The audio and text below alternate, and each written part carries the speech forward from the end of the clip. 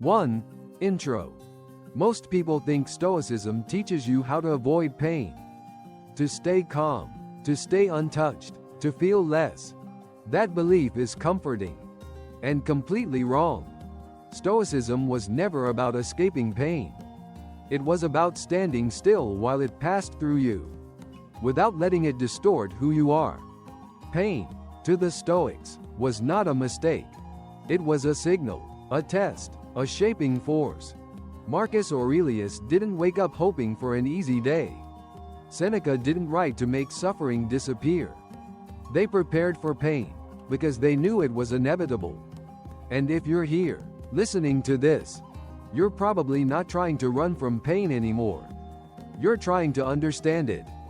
Before we go deeper, take a moment and subscribe to Legacy of Thinkers. This channel isn't about motivation that fades.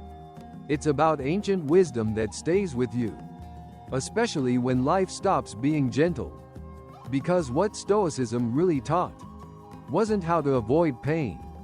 It was what to become because of it. 2. Relatable modern pain. Evelyn doesn't call it pain. She calls it being tired. Tired of thinking through every conversation twice. Tired of waking up with that tightness in her chest like her body is bracing for something that never arrives. She smiles at work, answers messages fast, keeps her tone light, because she learned early that being low makes people uncomfortable. So she becomes easy to be around, convenient, pleasant, fine. But at night, when the noise drops, it's louder. Not the sadness, something sharper. The feeling that she's constantly carrying a weight she can't name. And if she sets it down, everything might spill out. Daniel is the opposite. He can name the weight. He just refuses to give it air. He's the guy who shows up, pays the bills, fixes the problem. He's dependable, efficient, handled. But in his private moments, his jaw stays clenched even when he's alone. He scrolls until he's numb. He drinks water like it's a task. He tells himself he's fine because nothing is technically falling apart, yet he feels like he's living behind glass, watching his own life happen without him. Evelyn feels too much, too fast. Daniel feels too little, too late.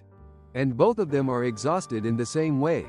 They're spending all their energy trying to control what pain is allowed to look like. Because modern pain isn't always dramatic. It's not always a breakup or a funeral or a crisis that gives you permission to fall apart. Sometimes it's quieter. Disappointment stacked on disappointment. 1,000 tiny self-betrayals. The ache of being functional while your inner world goes unspoken. And that's why Stoicism matters here. Not as a way to shut feelings down, but as a way to stop being terrified of what you feel. 3. Stoic interruption. This is where the Stoic voice interrupts, not to shame you, not to silence you, but to reframe what's happening. Seneca would look at Evelyn's sleepless mind and say, "You're not only feeling pain. You're rehearsing it. You're running tomorrow's worst-case scenarios on repeat and calling it preparation." But that loop isn't wisdom, it's torture. And he would look at Daniel's tight jaw and quiet avoidance and say, "You don't get stronger by pretending you don't feel. You get stronger by meeting what you feel with discipline." Suppression isn't control, it's delayed impact. Stoicism draws a sharp line between what hurts and what harms. Pain can hurt, without harming your character. But fear, resentment, and self-pity, those can harm you for years. So the interruption sounds like this. What part of this is in your control? What story are you adding to the facts? What would it look like to suffer, without becoming smaller? Not because the Stoics were cold. Because they were honest. They knew the first wound often comes from life. But the second wound is the one we give ourselves. Through rumination, resistance, and the desperate demand that reality be different. 4. Reframe. What Stoicism really taught. Stoicism didn't teach you to become numb. It taught you to become clear. clear enough to separate the raw sensation of pain from the story you wrap around it. Because the story is where most people drown. Pain says, "This hurts." Your mind adds, "This shouldn't be happening." Pain says, "I'm scared." Your mind adds, "This means I'm weak." Pain says, "I lost something." Your mind adds, "I'll never be whole again." The Stoics weren't trying to delete pain. They were trying to delete the lies pain can tempt you into believing. That's why they trained perception before they trained endurance. Marcus Aurelius wrote as if he was coaching his own mind back to reality. "This is unpleasant, but it is not unbearable. This is hard, but it is not the end. This is loss, but it does not get to define my worth." Stoicism is not, "Don't feel." Stoicism is, "Feel, then choose." Choose your next thought. Choose your next action. Choose the kind of person you refuse to stop being, even when it hurts. And here's the part people miss. Stoicism doesn't call pain meaningless. It calls pain useful, if you let it teach you. Not in a romantic way, not in a toxic, "everything happens for a reason" way. In a practical way. Pain reveals where you're attached. Pain reveals what you fear. Pain reveals the places you've been living without courage. So when Evelyn feels that tightness in her chest, the Stoic move isn't to pretend it's not there. It's to name it without panic. "I'm feeling pressure. I'm imagining danger. I can return to what's real." And when Daniel feels that hard knot in his jaw, the Stoic move isn't to keep powering through. It's to tell the truth internally.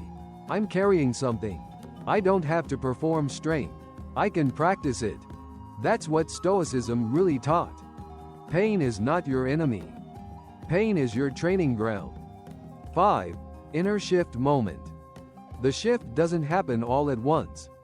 There's no dramatic breakthrough, no sudden calm that washes everything away. It happens quietly, almost disappointingly so. It begins the moment you stop asking, "How do I make this stop?" and start asking, "What is this asking of me?" That single question changes the direction of everything. Because when pain is treated as an emergency, your mind panics. It scrambles for escape, distraction, numbing, control. But when pain is treated as information, something steadier takes over. Evelyn notices it first in her body. The tightness in her chest doesn't vanish, but it loosens its grip. Not because she forced it away, but because she stopped arguing with it. She lets the sensation exist without adding fear to it. And for the first time, she realizes, "I can feel this, and still breathe." Daniel notices it in his thoughts. The urge to stay silent is still there, but now he sees it clearly.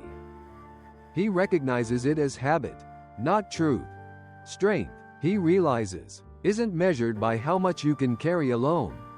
It's measured by how honestly you acknowledge the weight. This is the inner shift Stoicism points toward. Pain doesn't disappear, but it stops being the commander of your actions.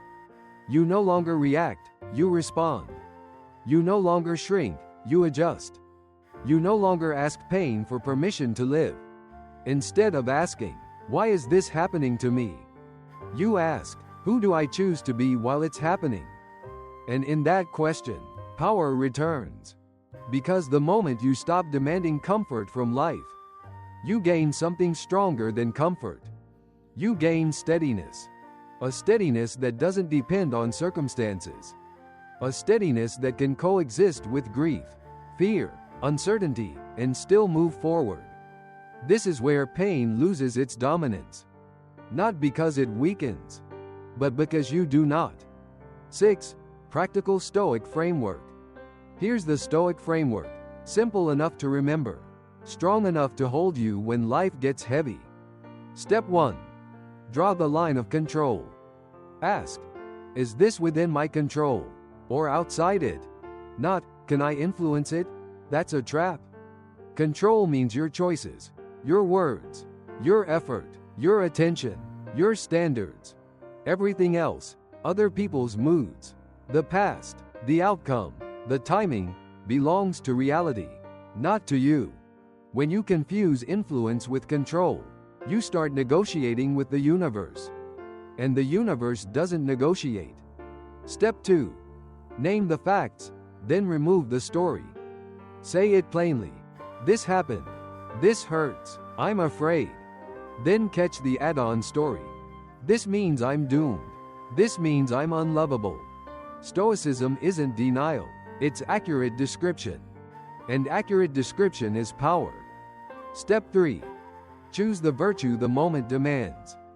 The Stoics didn't ask, "What do I feel like doing?"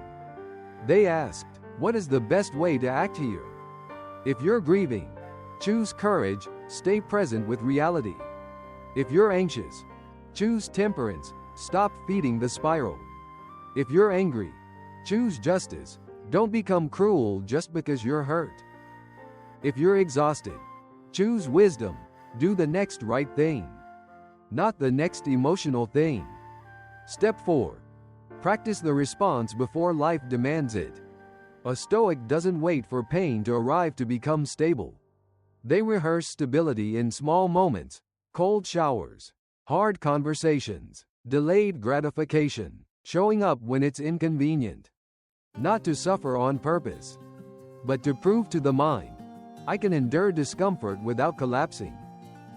So when Evelyn feels that tightness, she draws the line. I can control my breath, my attention, my next action. And when Daniel feels the knot in his jaw, he removes the story. This is stress, not danger. I don't have to perform strength, I can practice it. That's the framework. Control, facts, virtue, practice. Not a philosophy to admire, a method to live by. 7.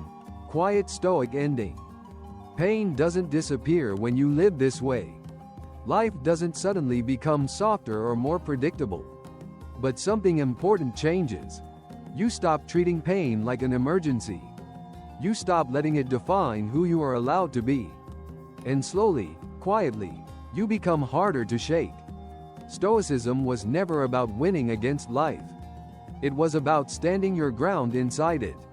You still feel grief. You still feel fear. You still feel loss. But you no longer collapse under them. You carry them with posture, with restraint, with dignity. And that's the kind of strength the world doesn't notice right away, but it's the kind that lasts. If this message spoke to you, take a moment to engage with it. Like the video so it can reach others who are carrying pain in silence. Share it with someone who needs steadiness more than advice.